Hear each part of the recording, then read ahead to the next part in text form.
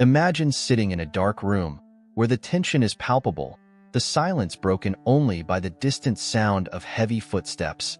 The doors open and there she is, walking towards her final destination, the electric chair. But what no one expected were her last words. Words that would change everything. What did she say at that crucial moment? What secret was revealed? Get ready, because this story will surprise you and leave your heart racing. The coldness of the cell wrapped around Sarah Mitchell like a shroud. Each breath she took a reminder of the stark reality closing in on her.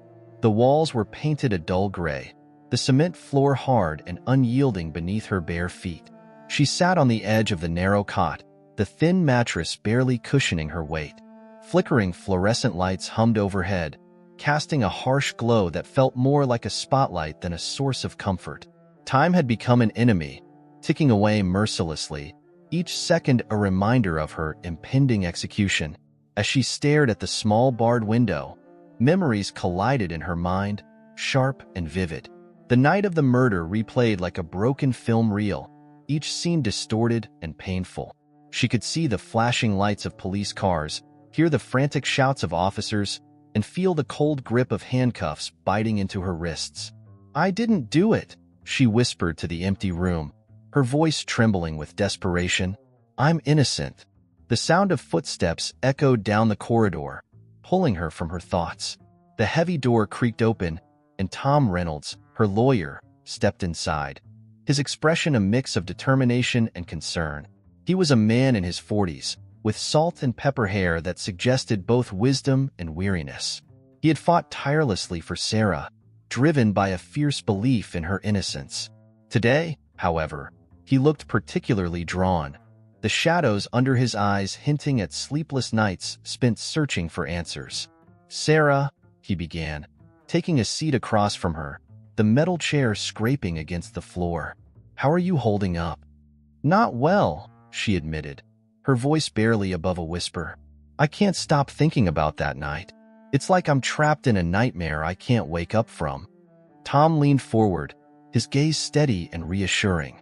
"I'm here to help you. We need to go over everything again. Sometimes, details emerge that can change the entire narrative." She nodded slowly, swallowing the lump in her throat. "Okay, I'll try, but I don't know if I can remember anything new. It all just feels so jumbled." "Take your time," he encouraged, pulling out a notepad and pen.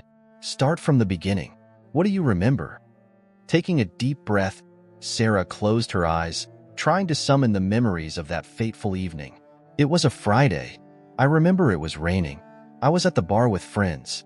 We were celebrating my birthday. I never thought," her voice cracked, and she paused to collect herself. "I never thought it would be the last time I'd be free." Tom scribbled notes rapidly, his brow furrowing in concentration. "Did you see anyone unusual that night? Anyone who might have had a reason to be at the bar?" Sarah shook her head, frustration bubbling beneath the surface. "No one stood out, just the usual crowd. I was so caught up in the celebration. And then, I left the bar around midnight. I was walking home when I heard the gunshots." "Gunshots?" Tom's pen froze above the paper. "You heard them?" "Yes," she said, her heart racing at the memory. "But I didn't know where they were coming from. I thought it was just fireworks at first. I kept walking, and that's when I saw him, the man lying on the ground. I panicked. I didn't know what to do." "Did you see anyone else around?" Tom pressed, leaning in closer. "No," Sarah exclaimed, her voice rising. "I swear, I didn't see anyone. I just called 911 and stayed there until the police arrived. They took one look at me and," she broke off, tears welling in her eyes. "They didn't listen to my story. They just assumed I did it." Tom's expression softened. "I know it feels that way, but we'll find the proof we need. There has to be something. We can't give up." As they continued to talk, a shadow passed by the cell door, lingering just out of sight. It was a figure cloaked in darkness, listening intently to their conversation, absorbing every word spoken within the cold, hard walls of the prison. "Sarah," Tom said, his voice firm, "I need you to think back, really think. Was there anyone who might have wanted to hurt you? Anyone you had conflicts with?" Sarah shook her head again, her mind racing. No, I mean, not that I can think of. I was just a waitress, living a simple life. I didn't have enemies. I didn't deserve this. I believe you, Tom said, the sincerity in his voice cutting through the heavy air. We'll find a way to prove it, but we need to dig deeper, explore every avenue. Your life depends on it.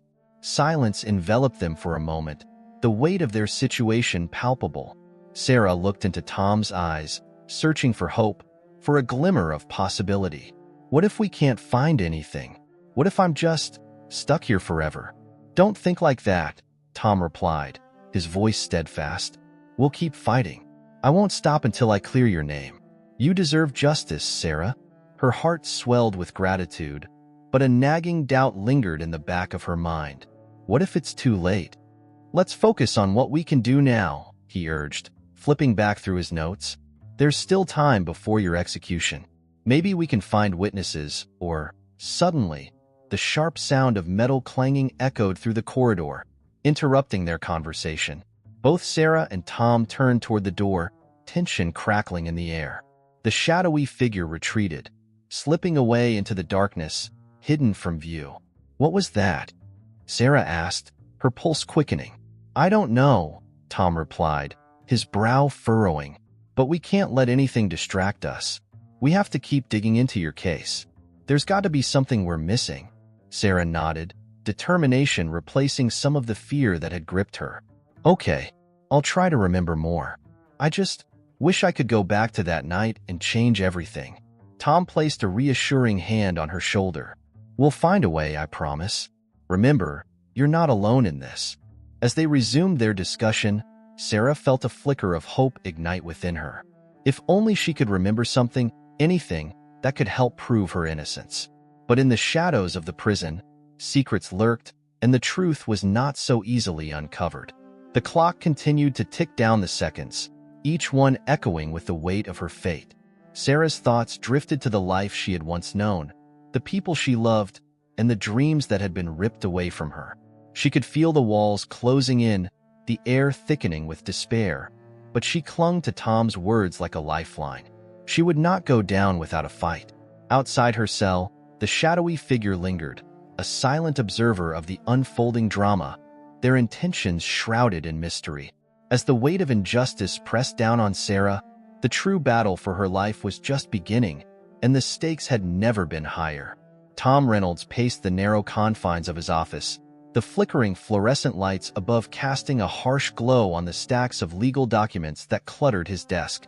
The walls were adorned with framed degrees and commendations, a testament to his years of dedication to justice, but today they felt like a prison of their own. With each passing moment, the weight of Sarah Mitchell's impending execution bore down on him, relentless reminder of the ticking clock that threatened to extinguish the life of an innocent woman. His thoughts were interrupted by the shrill ring of his cell phone. Snatching it from the desk, he glanced at the caller ID. It was an unknown number, but a sense of urgency propelled him to answer. Hello? Mr. Reynolds? A gruff voice crackled through the line. You don't know me, but I have information about Sarah's case. You need to listen carefully. Tom's pulse quickened. I'm listening. There's a hidden camera in the prison. It may have recorded the night she was arrested. You need to find it now, the voice instructed, urgency lacing every word before the line went dead. Heart racing, Tom grabbed his coat and rushed out the door. The mention of a hidden camera ignited a flicker of hope within him. If he could find that footage, it might just be the evidence he needed to prove Sarah's innocence. The prison was a labyrinth of concrete and steel, but he was determined to navigate it, fueled by the thought of saving Sarah from the death row that loomed so close. Meanwhile, outside the prison walls, Elaine Mitchell stood amidst a throng of reporters and activists, her heart heavy with worry but her spirit unyielding. A banner with her daughter's name hung high, catching the chill of the autumn air. Justice for Sarah, the crowd chanted, their voices merging into a chorus of determination that echoed through the streets. Elaine raised her voice above the noise, addressing the cameras. My daughter is innocent. If we don't fight for her, who will? We need to bring attention to this miscarriage of justice. A reporter thrust a microphone toward her, desperation shining in his eyes. What do you say to those who believe your daughter deserves her sentence? Elaine's gaze hardened. I say they're looking at the wrong person. Sarah didn't kill anyone. She's a victim of a flawed system, and I won't stop until the truth is revealed. The crowd roared in support, but Elaine's heart ached. She longed for the day when she could embrace her daughter again, free from the shackles of a crime she didn't commit. Every day spent fighting was another day away from Sarah, and she felt the weight of time pressing down on her shoulders. Back in the prison, Tom was on a mission. He navigated through the sterile hallways, past guards who eyed him suspiciously, and made his way to the security office. The air was thick with tension, and he could feel the eyes of the guards boring into him. He had one shot at this. Can I help you? The guard at the desk asked, his tone flat. I need to review footage from the night Sarah was arrested, Tom replied. His voice steady despite the adrenaline coursing through him. The guard raised an eyebrow. That's not how it works. You need authorization. Tom took a deep breath, searching for the right angle. Look, I'm her lawyer. There's a chance that footage could prove her innocence. If you don't let me see it, you might be complicit in a wrongful execution. The guard hesitated, clearly weighing his options. Tom could see the flicker of doubt in his eyes. Fine, but this is strictly off the record. As the guard turned to access the footage, Tom's heart raced. This was it, the moment that could change everything. The screen flickered to life, and Tom leaned closer, his eyes scanning the grainy images for any sign of hope. Here it is, the guard said, pausing the video. But if I get in trouble for this, I won't let that happen, Tom promised, his eyes glued to the screen. In the dim light, he could see Sarah's face, panic etched across her features as she was taken into custody. The footage was shaky, but it captured the chaos of that night. The sirens, the shouting, the flashes of lights. Suddenly, a figure appeared in the background, obscured but undeniably present. Tom's heart raced as he pointed. Can you enhance that? The guard nodded, manipulating the controls. The image sharpened, revealing the outline of a man who stood just out of focus. Tom's breath caught in his throat. If he could identify this man, it might lead them to the real killer. Who is that? Tom murmured, more to himself than anyone else. I don't know, the guard replied, eyes narrowing. But you might want to be careful. There are people in this prison who don't like too many questions. Later that evening, Tom left the prison, his mind racing with possibilities. He needed to find out who that figure was, and fast. The sun dipped below the horizon, casting long shadows that mirrored his growing anxiety. He clutched his phone tightly, contemplating his next move. As he reached his car, he noticed a woman standing by the roadside, her silhouette illuminated by the streetlights. She looked familiar. It was Elaine, her face drawn with worry but her eyes burning with determination. Tom, she called out, rushing toward him. Did you find anything? Maybe, he replied, urgency creeping into his voice. I think I might have seen someone in the footage who could be key to proving Sarah's innocence. Elaine's eyes widened with hope. Who? We need to find out now. I don't know yet, but I'm going to dig deeper, Tom assured her, brushing a hand through his hair. I received a tip about a hidden camera at the prison, and I think it captured something important. Elaine stepped closer, her expression earnest. You have to make this work, Tom. We don't have much time. I know, he replied, his voice softening. I promise I'll do everything I can. But just as he turned to get into his car, his phone buzzed again. He glanced at the screen, a message flashing ominously. Stop digging or you'll regret it. Tom's heart sank. I need to be careful, he muttered, showing the message to Elaine. Someone doesn't want this truth to come out. Elaine's face hardened. Then we have to fight even harder. We can't let them intimidate us. I'll be cautious, he said, determination flooding his voice. But I can't do this alone. I need your help. Whatever it takes, Elaine vowed, her spirit unbroken. Let's find the truth for Sarah. Together, they formulated a plan. Tom would investigate the figure in the footage while Elaine continued to rally public support. They were racing against time. But with their combined efforts, hope flickered like a candle in the dark, refusing to be extinguished. Tom spent the night poring over files and reports, tracing connections that had always seemed just out of reach. He followed leads that took him across the city, from local bars to hidden corners of the internet, all in search of the elusive figure who might hold the key to Sarah's freedom. Days turned into a blur of meetings, phone calls, and dead ends. But just when he began to feel the weight of despair, another anonymous tip arrived. This one was different. A name. Jake? Find Jake, the message read. He knows what happened. With renewed vigor, Tom set out to locate this mysterious witness, hopeful that Jake could provide the crucial details that would unravel the web of deception surrounding Sarah's case. But the deeper he delved, the more he sensed danger lurking just beyond the surface, a shadow that threatened to swallow him whole. He was in a race against time, and with each passing moment, the stakes grew higher. The truth was out there, but it was shrouded in darkness, and Tom was determined to bring it to light, no matter the cost. The diner was a relic of a bygone era, its neon sign flickering uncertainly against the encroaching darkness of the evening. Tom Reynolds stepped inside, the door creaking as it swung open, and he was immediately enveloped in the warmth of the space, contrasting sharply with the chill of the outside world. The scent of coffee and fried food lingered in the air, an aroma that should have felt comforting but instead only deepened his sense of urgency. He scanned the room, his eyes landing on a booth in the far corner where a man sat, hunched over a cup of coffee, his fingers nervously tapping against the table. Jake? Tom approached cautiously, sensing the tension in the air as the man looked up, his expression a mixture of apprehension and relief. Yeah, that's me, Jake replied, his voice low and gravelly. He wore a worn baseball cap, pulled low over his eyes, almost as if he wanted to blend into the shadows. Tom slid into the booth across from him, feeling the weight of the moment pressing down on them. Thank you for meeting me, Tom said, leaning in slightly, his voice barely above a whisper. I know you're taking a risk by being here. I just need to understand what you saw the night Sarah was arrested. Jake took a deep breath, his gaze darting around the diner, as if he expected someone to burst in at any moment. Look, I don't want any trouble, he said, his voice shaky. But I can't just sit back and let her take the fall for something she didn't do. Tom nodded, encouraging him to continue. Please, just tell me everything you remember. Jake hesitated, but finally began. I was at the bar down the street that night. I saw Sarah and that guy, Tom, the one who was murdered. They were arguing. I didn't think much of it at the time.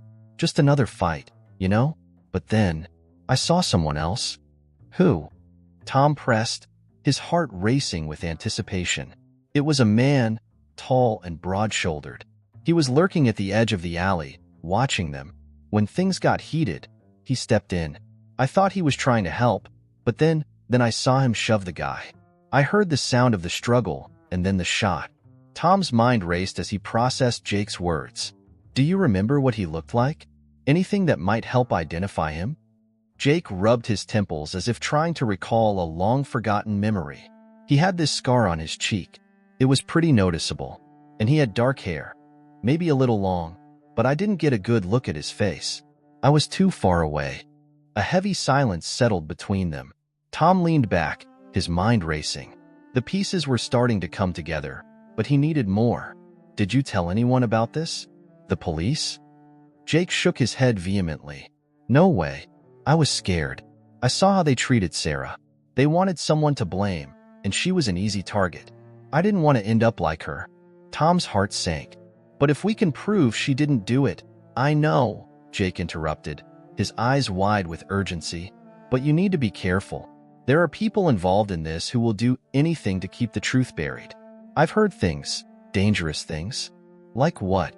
Tom asked, leaning forward, his voice intense. There are local officials involved. They don't want anyone poking around. You don't understand. They'll threaten you. They'll threaten anyone who tries to dig deeper. Jake's voice trembled, and Tom could see the fear etched into his features. I can handle myself, Tom replied, but doubt began to creep in.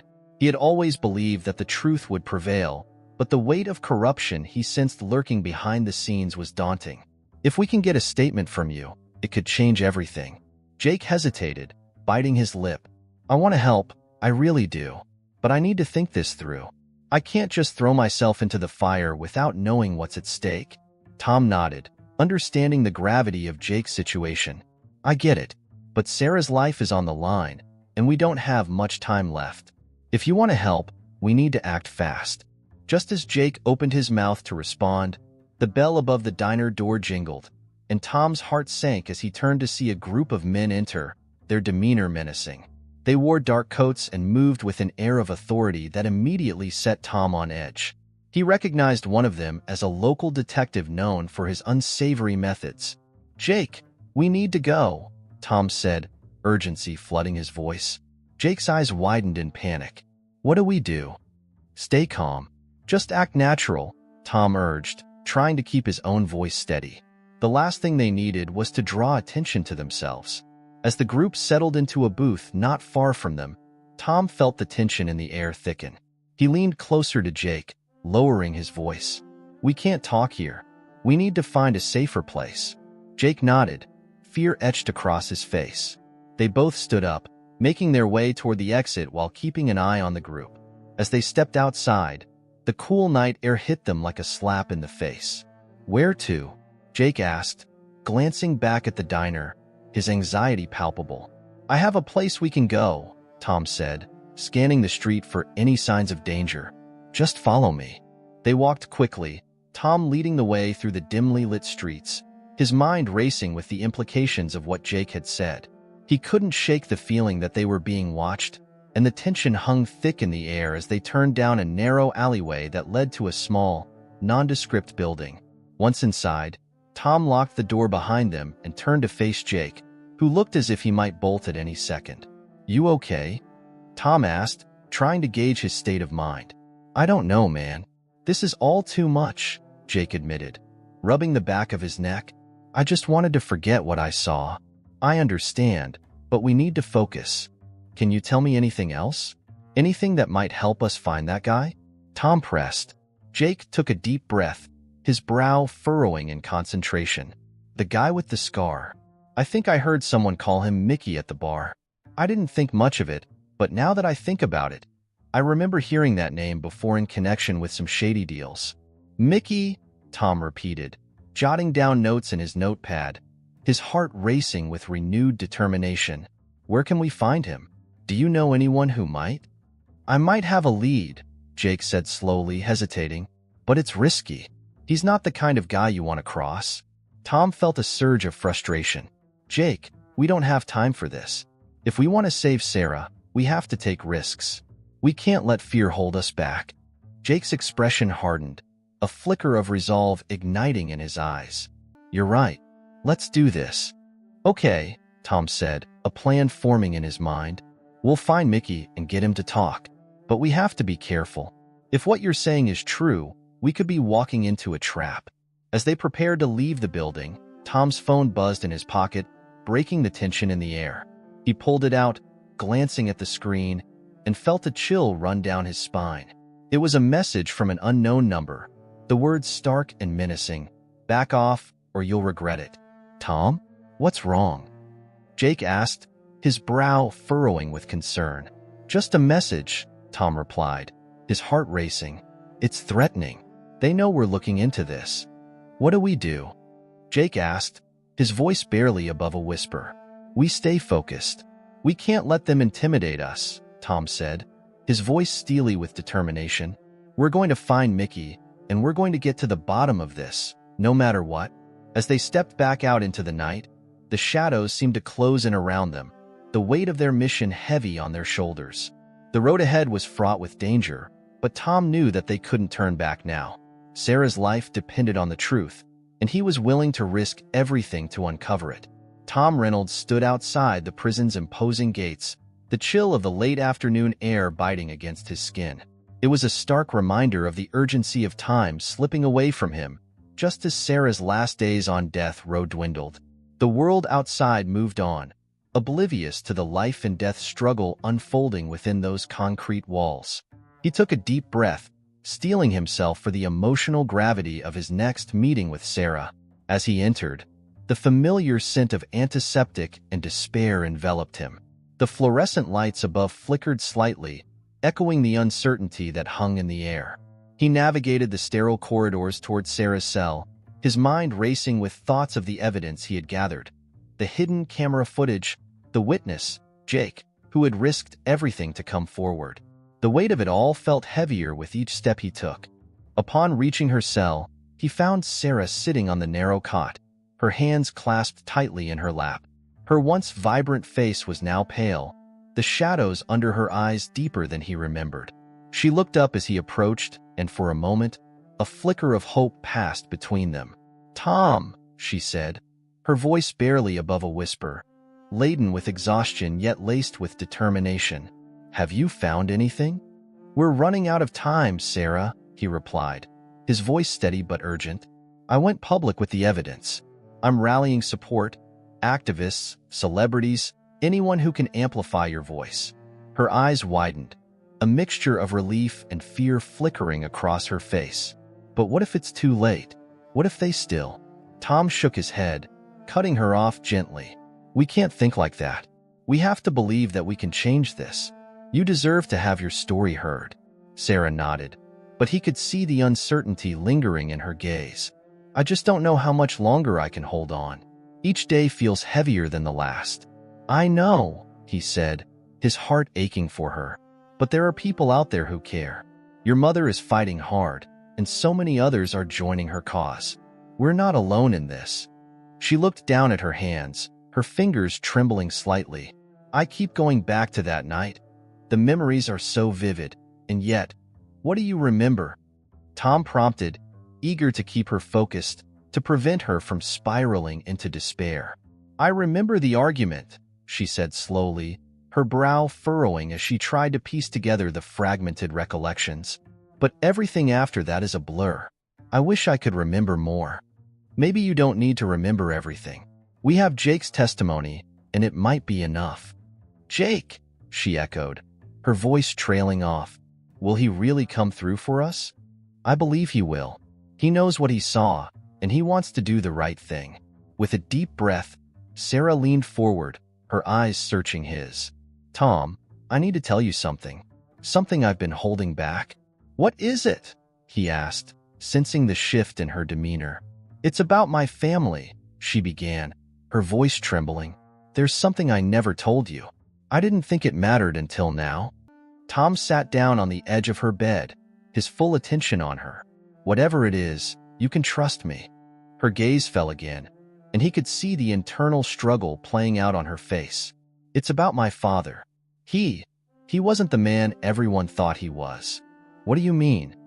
"After he died, my mother told me stories about him, about how he had connections, people he worked with who weren't exactly on the right side of the law.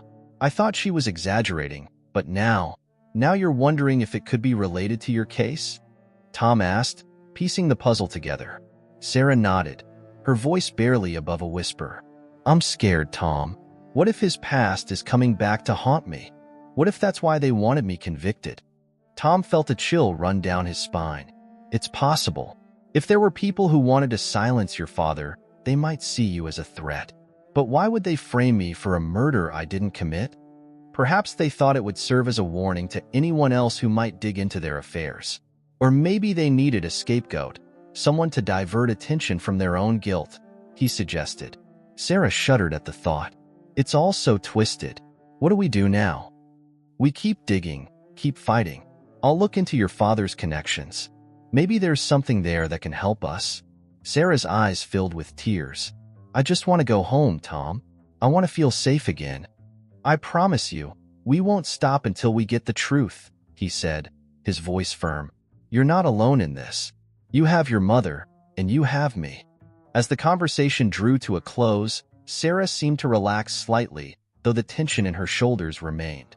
"Thank you for believing in me," she said softly. "Always," he replied, standing up to leave. "I'll be back soon. We have a lot of work ahead of us." As he turned to exit, he glanced back at her. "Stay strong, Sarah. Remember, the truth has a way of coming to light." After leaving her cell, Tom felt a renewed sense of determination. The stakes were higher than ever, and the clock was ticking. He made his way to the visitors' lounge, where Elaine was waiting, pacing restlessly. "Tom!" she exclaimed, her eyes brightening as she approached him. "What did Sarah say?" "She's holding up," he replied, running a hand through his hair. "But she revealed something important about her father. There may be connections we need to explore."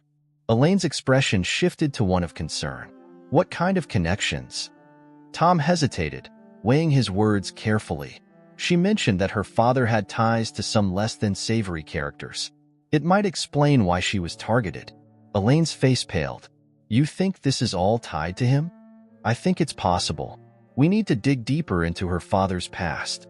There may be something there that can help us." Elaine nodded, determination setting in her features. "Then we need to start right away. I can't just sit around and wait for the execution date to arrive. Let's meet with some investigators, see if we can trace any of those connections," Tom suggested. "We can't afford to lose any more time." As they discussed their next steps, Tom felt a surge of hope. They were on the brink of uncovering something that could change everything. But as he looked into Elaine's eyes, he also felt the weight of the unknown pressing down on him. They were diving into a world of shadows, and they had to be careful. Back in her cell, Sarah lay back on her cot, staring at the ceiling. The fluorescent lights hummed above her, and the sounds of distant voices echoed through the corridors. She felt her heart race at the thought of the execution date drawing closer. In her mind, the memories of that fateful night swirled like a storm. The argument, the chaos, the terror that had engulfed her. She squeezed her eyes shut, willing the images to fade. But it was no use. They were etched into her memory, a haunting reminder of her shattered life. Suddenly, a soft knock interrupted her thoughts. The guard opened the door, and a familiar face appeared. It was one of the prison chaplains, a kind woman named Sister Margaret. "Sarah," Sister Margaret said gently, stepping inside. "I wanted to check on you." "Thank you," Sarah replied, forcing a smile. "I'm managing." The chaplain's eyes were filled with concern as she took a seat on the edge of the cot. "I know things are difficult, but you have people fighting for you. Don't lose hope." "I'm trying," Sarah admitted, her voice trembling. "But it's hard. Every day feels like a countdown." Sister Margaret nodded, her expression softening. "It's okay to feel that way. It's a heavy burden to carry. But remember, hope can be a powerful thing.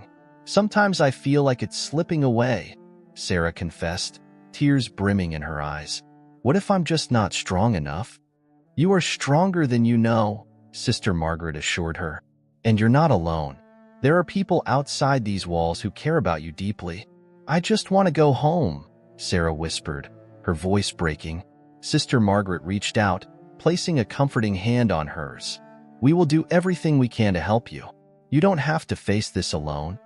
As the two women sat together, Sarah felt a flicker of comfort in the warmth of Sister Margaret's presence. It was a small reprieve from the chaos of her reality. They talked softly, sharing stories and laughter, allowing the darkness of the prison to fade, if only for a moment. But in the back of Sarah's mind, the countdown continued, each tick of the clock a reminder of the fragile thread that held her fate in its grasp. She knew that the fight wasn't over yet, and she had to hold on to the hope that Tom and her Tom Reynolds stood in his cramped office, surrounded by stacks of case files and the faint hum of overhead lights. The air was thick with anxiety as he stared at his phone, willing it to ring. Jake's disappearance weighed heavily on his mind. It felt like the last flicker of hope was snuffed out. What had happened to the only witness who could potentially save Sarah Mitchell from her impending execution? The thought gnawed at him like a relentless predator. He picked up the phone and dialed Elaine's number, needing her insight, her strength. As the phone rang, he glanced around his office, the walls adorned with diplomas and accolades that seemed increasingly meaningless in the face of Sarah's grim fate. "Tom," Elaine's voice crackled through the line, laced with worry. "Is everything okay?" "No, it's not," he admitted, his voice low. "Jake is missing. I can't find him anywhere. I fear someone might have. Tom, we can't afford to lose anyone else." "This is our last chance," she interrupted, her voice rising in desperation. "What do we do? What if he's in danger?" "I'll keep searching for him. We need to find out what he knows before it's too late," Tom replied, his resolve hardening. But in the meantime, I need you to stay strong for Sarah. She's starting to doubt herself, and we can't let that happen." Elaine sighed, the weight of the situation palpable even through the phone. "I'll do my best. You know how she is. She's been spiraling. Each day feels heavier than the last. Keep talking to her. Remind her of the evidence we have, the small victories," Tom urged, hoping to instill a glimmer of hope in Elaine's heart. "I'll find Jake. I promise." As he hung up, Tom felt the walls closing in. Time was running out, and the stakes had never felt higher. He decided to pay Sarah another visit, hoping to bolster her spirit and perhaps glean any new insights from their conversations. The prison was eerily quiet as Tom walked down the long, sterile corridor to Sarah's cell. The distant sound of a clock ticking echoed ominously, a constant reminder of the deadline looming over them all. When he reached her cell, he hesitated for a moment, steeling himself before he knocked lightly on the steel door. "Sarah, it's Tom," he called out, his voice steady despite the tumult inside him. "Come in," she replied, her voice barely above a whisper. Tom pushed the door open to find Sarah sitting on her bed, her hands clasped tightly in her lap. The usual fire in her eyes seemed dimmed, replaced by a haunting uncertainty. He could see the toll that the impending execution had taken on her. Her skin was pale, and dark circles framed her eyes. "Hey," he said gently, taking a seat across from her. "How are you holding up?" "Not great," she admitted, her voice trembling slightly. "Every day feels like a lifetime. I keep replaying that night in my head, wondering if I missed something, if there's something I forgot." Tom leaned forward, his heart aching for her. "You haven't forgotten anything. We're working on this together. I just spoke with your mom, and she's doing everything she can. We won't let them take you without a fight." "I don't know if I can keep fighting, Tom," she said, tears welling in her eyes. "What if I'm guilty? What if I did do it and just blocked it out?" "Sarah, listen to me," Tom replied firmly, grasping her hands in his. "You're not guilty. You were framed. I believe you. You have to believe in yourself, too." She looked away, her gaze drifting to the barred window. "It's hard. The walls close in, and I feel so lost. I just wish I could remember everything clearly." "Then let's talk about it," Tom encouraged. "Tell me everything you remember about that night. Anything, no matter how small." As she began to recount her memories, Tom listened intently, taking mental notes. Her voice was shaky, but he could sense the determination bubbling beneath her fear. "I remember leaving the bar with my friends. We were laughing, and I had a good time. But then everything went black after I stepped outside." "Did you see anyone suspicious?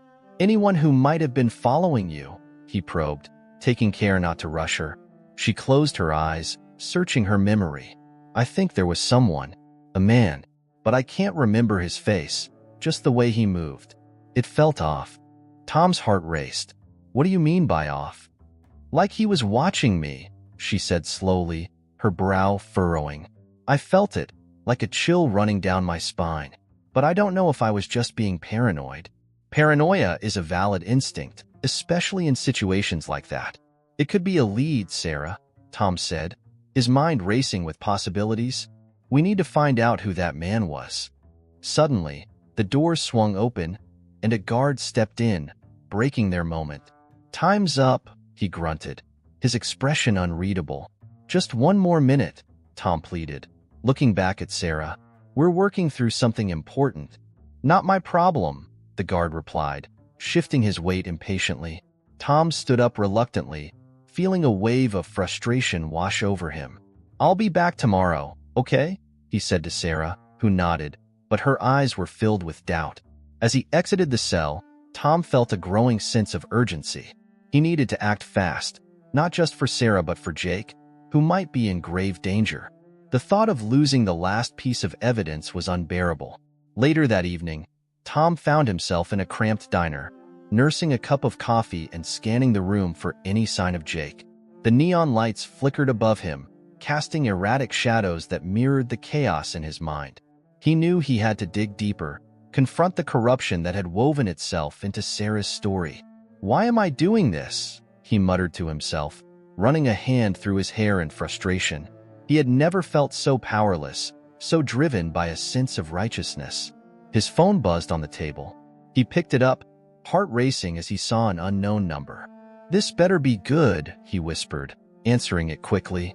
"Tom Reynolds," a voice said, low and gravelly. "You're looking for Jake. He's not coming back." "What do you mean?"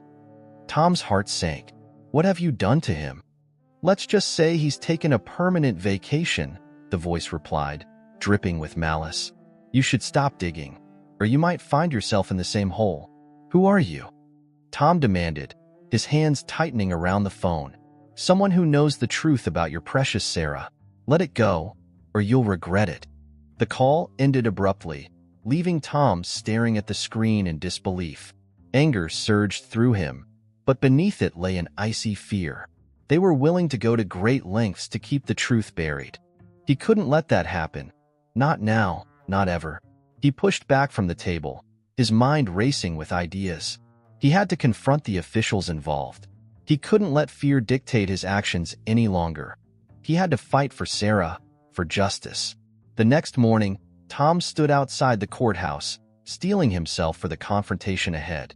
He was about to face the very people who had conspired against Sarah, the ones who had turned her life into a nightmare. The sun glared down, but it felt like a storm was brewing inside him. He spotted Detective Harris, the man who had led the investigation into Sarah's case, and his gut twisted. Harris had always struck him as unscrupulous, a man more interested in closing a case than seeking the truth. "Detective Harris," Tom called out, striding toward him with purpose. Harris turned, a smirk creeping onto his face. "Tom Reynolds, I didn't expect to see you here. Shouldn't you be with your client, preparing for her execution?" "Not if I can help it," Tom shot back, his voice steady. "I have questions for you." "Oh? About what? Your little crusade to save a killer?" Harris's eyes sparkled with derision. "About the night Sarah was arrested. I have reason to believe she was framed," Tom retorted, feeling the adrenaline surge through him. "Framed?" Harris laughed, a hollow sound that echoed in the empty street. "You really think you can just waltz in here and change the narrative? You're wasting your time." "Am I?" Tom pressed, stepping closer. "Jake is missing, and I know you're involved." Harris's expression shifted, a flicker of something, fear, crossing his face before he masked it with arrogance. "You have no evidence, Reynolds. Just a lot of hot air." "Maybe," Tom replied, his voice low and dangerous. "But I'm not going to stop until I uncover the truth. You know what they say about secrets, detective? They have a way of coming out." "Good luck with that," Harris sneered, brushing past him. "You'll need it." Tom watched him go, his heart pounding in his chest. He had to act quickly. Time was slipping away, and with each passing moment, Sarah's fate hung in the balance. He couldn't let fear silence him. He was going to expose the sun hung low in the sky, casting long shadows across the prison yard as the day of Sarah Mitchell's execution arrived. Inside her cold, sterile cell, Sarah sat on the edge of her cot, her fingers tracing the faded lines of the worn mattress. She had spent countless nights here, replaying the events of that fateful evening, each detail etched in her mind like an indelible tattoo. It was hard to believe that this was the end of the line. The clock on the wall ticked audibly, each second echoing the gravity of her situation. Tom Reynolds, her dedicated lawyer, entered the room with a grave expression. He had spent every waking moment fighting for her, but today felt different. Today felt like defeat, despite the flickering hope that had illuminated their path in the weeks leading up to this moment. He pulled a chair closer to her, a deep weariness settling into his bones as he took a seat. "Sarah," he began, his voice steady yet laced with an undercurrent of urgency. "We need to talk about your last words." Sarah looked up, meeting his gaze with a mixture of determination and despair. "I've thought a lot about what I want to say, Tom, but I need you to promise me something first." "Anything," he replied, leaning in slightly, the intensity of the moment drawing them closer. "Promise me that you'll tell the world the truth, no matter what happens today," she said, her voice unwavering. "I want them to know that I'm not the monster they think I am." Tom nodded, though his heart ached at the reality of the situation. I promise, Sarah. Your story will be heard. But we need to make sure it's clear. Your innocence must shine through. With a deep breath, Sarah began to compose herself, her mind racing with the thoughts she wanted to share. She had spent so many nights rehearsing them, but now, facing the inevitable, everything felt surreal.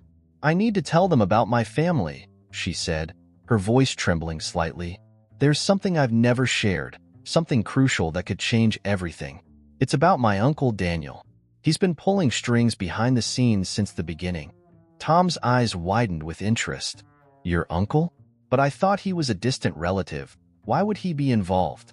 Because, Sarah pressed on, her voice gathering strength, he has a history of manipulation. He's always been jealous of my father's success. When my dad died, Daniel promised to take care of me, but he only wanted control. It was Daniel who encouraged me to move to the city, and it was him who introduced me to the wrong crowd. Tom's expression shifted from surprise to concern. You have to explain this clearly when you speak. If you can link him to the events surrounding the murder, I know, Sarah interrupted, her eyes fierce. But it's not just about linking him to the crime. It's about revealing the truth. I believe he knows who the real killer is. He was always lurking in the shadows, watching, and I think he used me as a scapegoat. Just then, a guard knocked on the door, signaling that it was time for Sarah to be escorted to the execution chamber. The gravity of the moment settled over them like a heavy fog, and Tom felt his heart race. He stood up, urgency coursing through him. Sarah, listen, he said, gripping her shoulders gently. You need to stay strong. Focus on what you want to say. We'll expose him, I promise. With a nod, Sarah rose from her cot, her resolve hardening. As they walked through the dimly lit corridors of the prison, she felt a mix of fear and empowerment. This was her chance to reclaim her narrative, to shout her truth into the void that had swallowed her whole. As they reached the execution chamber, the heavy steel door swung open. Sarah was met with a room full of witnesses, journalists, activists, and even some members of her family. A palpable tension filled the air, and Sarah took a deep breath, her heart pounding in her chest. The warden approached her, his expression somber.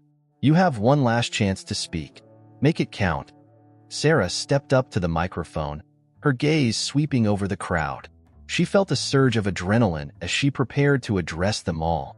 Thank you for being here, she began, her voice steady. I stand before you not as a murderer, but as a victim of a system that has failed me and countless others. As she spoke, she began to recount the events of that night, her words flowing with the clarity of truth. They say I killed Jason, but the reality is much darker. I was framed. My family, particularly my uncle, has kept secrets that have haunted us for years. Daniel Mitchell is not just a distant relative. He is a man who has manipulated events from the shadows, using me as a pawn in his twisted game. Gasps echoed in the chamber, and Tom leaned forward in his seat, his heart racing. This was the moment they had been waiting for.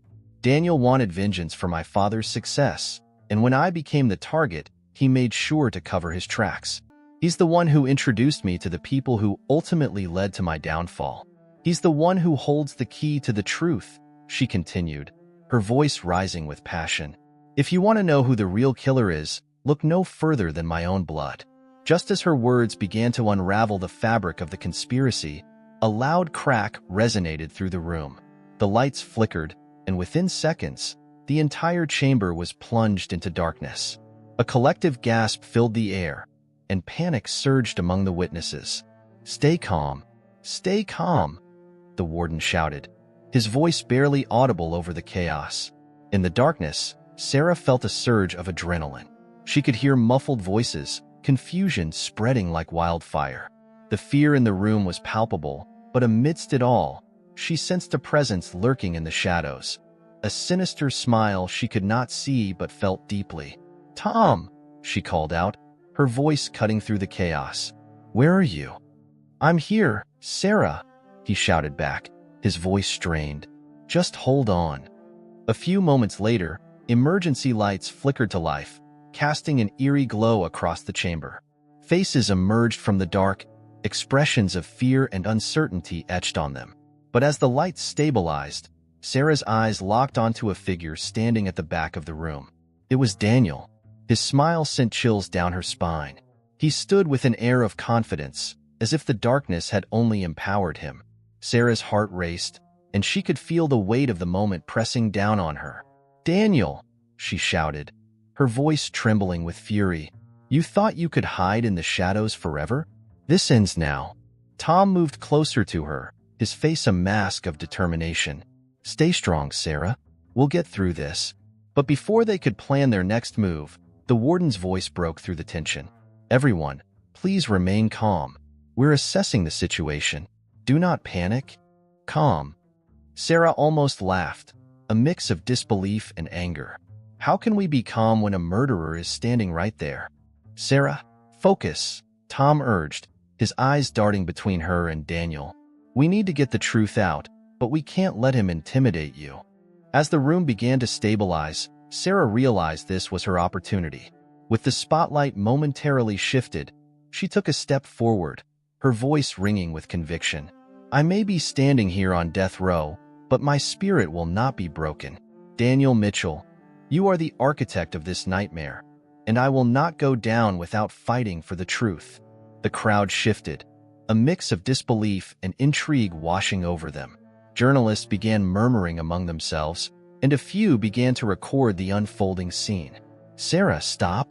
Daniel called out, his voice dripping with false concern. "You don't know what you're doing."